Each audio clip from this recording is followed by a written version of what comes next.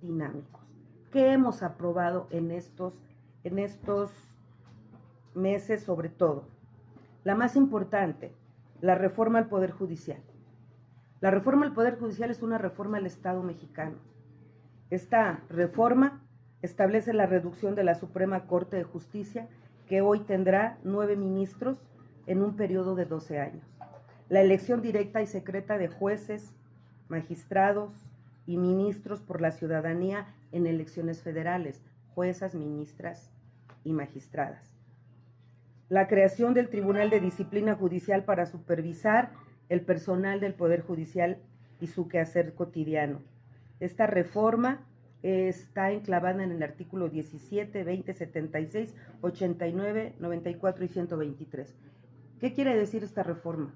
La democratización del Poder Judicial, la garantía de un Estado de Derecho, que por primera vez exista una verdadera carrera judicial y que se sancione por el pueblo el actuar de los jueces, juezas, ministros, ministras, magistrados y magistradas. La segunda reforma, Guardia Nacional.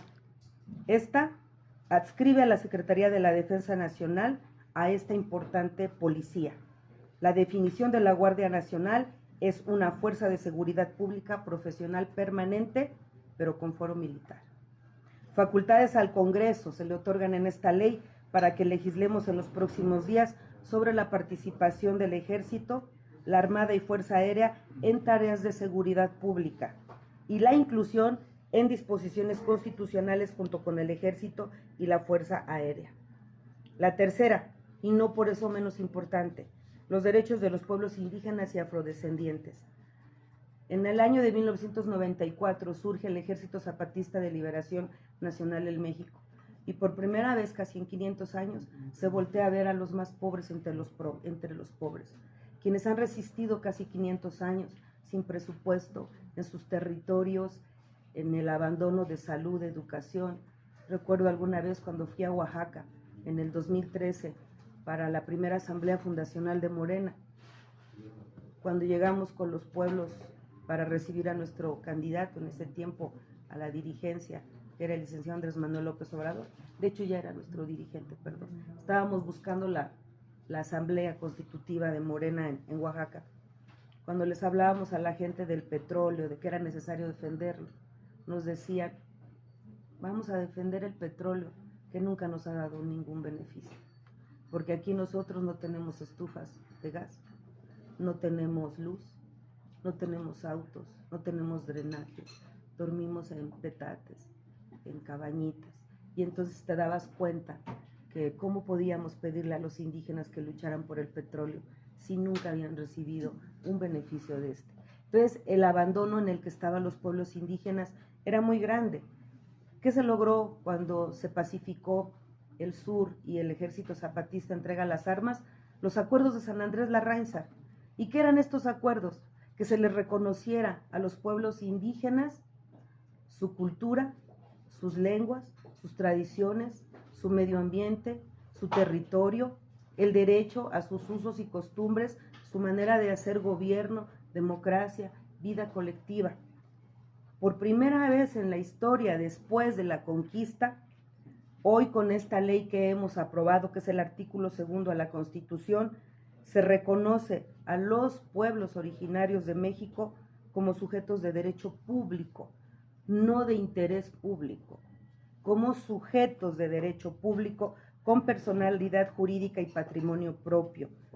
Se regula el sistema normativo de educación pluricultural y protección biocultural. Se reconocen los derechos específicos para mujeres, niñas y jóvenes indígenas y afromexicanos. En las comunidades indígenas, bajo los usos y costumbres, se vende a las niñas en matrimonio sin tener edad ni decisión sobre sus vidas y sus cuerpos. Y se incorporan los derechos de los pueblos y comunidades indígenas en la consulta para que todas las obras de infraestructura y de todo el desarrollo económico y social, cultural, de salud, sea considerado primero antes de ejercerse por los pueblos y comunidades bajo sus usos y costumbres que sean congruentes con los derechos humanos. logramos la reforma al transporte ferroviario. Imagínense ustedes.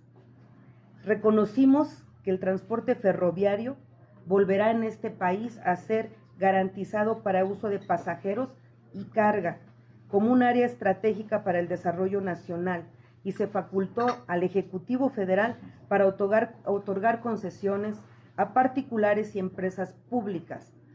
El sistema de ferrocarriles mexicanos había sido privatizado y prácticamente desmantelado.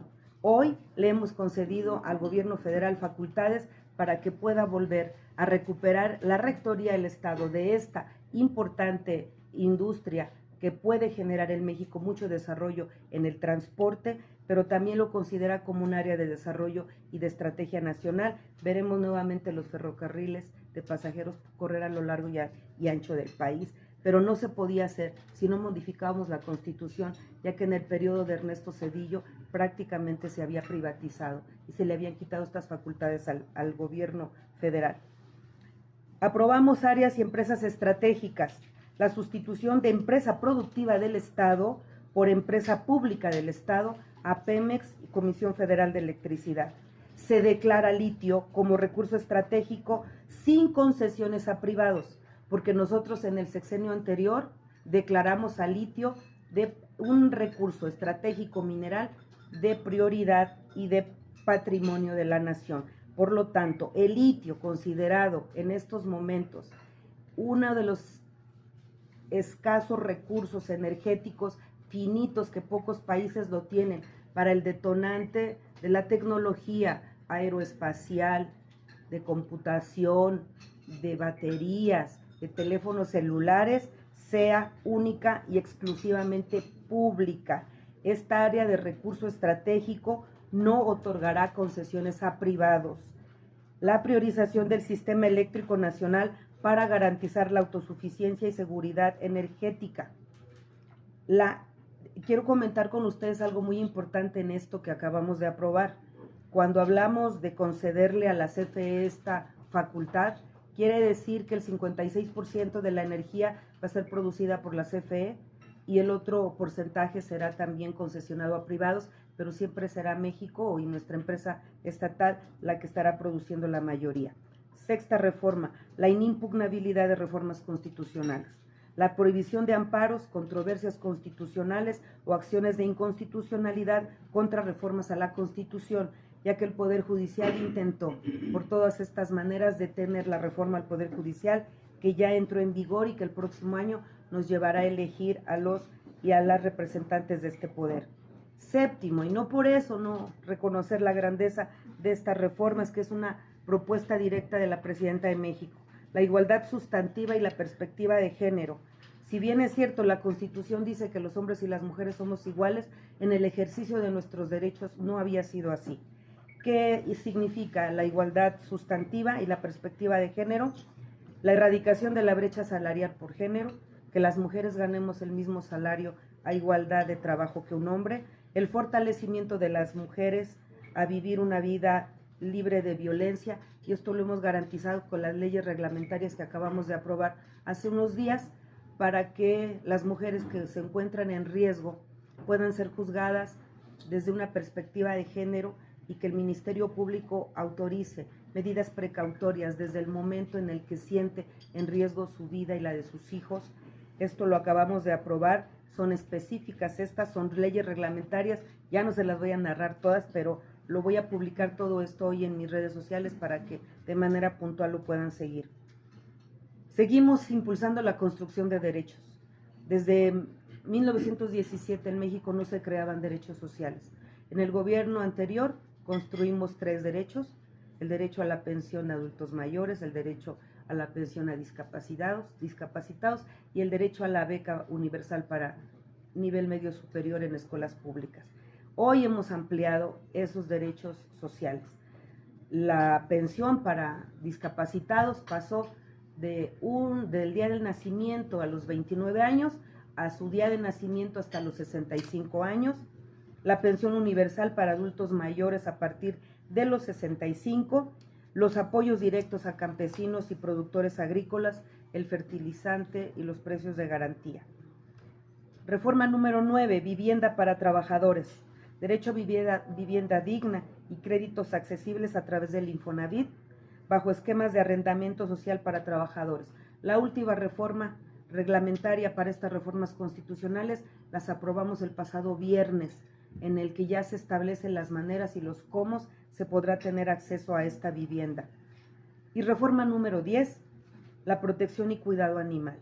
Nosotros somos un movimiento profundamente humanista y hemos reconocido en la Constitución que los animales son seres sintientes, que sienten dolor, alegría, sufrimiento, hambre, abandono, y que merecen, después de estar durante tantos años compartiendo la vida con nosotros, tener una vida digna y una muerte digna. Por lo tanto, la prohibición del maltrato animal y la garantía de su protección según su naturaleza y vínculo con las personas hoy está en la Constitución y todavía habremos de votar las reformas reglamentarias para que sea esta efectiva. Así es.